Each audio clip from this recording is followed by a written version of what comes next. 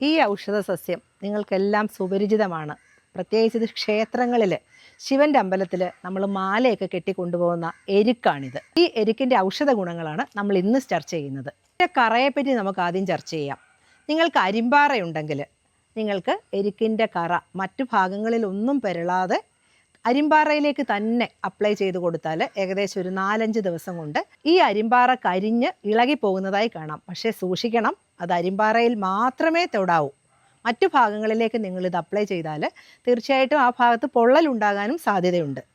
നമുക്കറിയാം, രാവിലെ എണ്ണിച്ചാൽ കാലൊന്ന് നിലത്തു കുത്താൻ പറ്റാത്ത ഒരു ആരോഗ്യ പ്രശ്നം സാധാരണ എല്ലാവരും അനുഭവിച്ച് കാണും.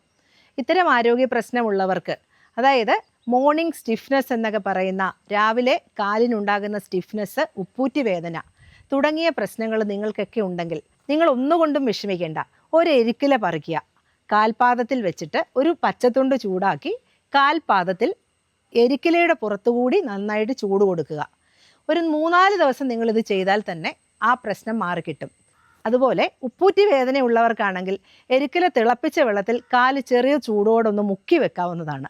അത് നീർക്കെട്ടിനെ കുറയ്ക്കുന്നതിനും വേദനയെ കുറയ്ക്കുന്നതിനും വളരെ ഫലപ്രദമാണ്. മുട്ടുവേദന, നടുവേദന തുടങ്ങിയ പ്രശ്നങ്ങളിൽ എരുക്കില തിളപ്പിച്ച വെള്ളത്തിൽ തോർത്ത് മുക്കി ആവി കൊണ്ടാൽ പെട്ടെന്ന് തന്നെ നീർക്കെട്ടും വേദനയും മാറിക്കിട്ടും. ഞങ്ങളിവിടെ ഇലക്കിഴിയിൽ ഉപയോഗിക്കുന്ന ഒരു പ്രധാന ഇൻഗ്രീഡിയൻ്റ് ആണ് എരുക്കില എന്നത്. വാതവേദനകൾക്ക്, അതുപോലെ തന്നെ നീർക്കെട്ടോട് കൂടിയ വേദനയ്ക്കൊക്കെ ഇത് വളരെ ഫലപ്രദമാണ്. തിളപ്പിച്ച് ആവി കൊണ്ടാൽ മാത്രം മതി.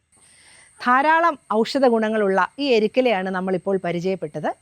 നിങ്ങൾക്കുള്ള സംശയങ്ങൾ കമൻ്റായി ചോദിക്കാവുന്നതാണ്. മറ്റൊരു വിഷയവുമായി വീണ്ടും കാണാം.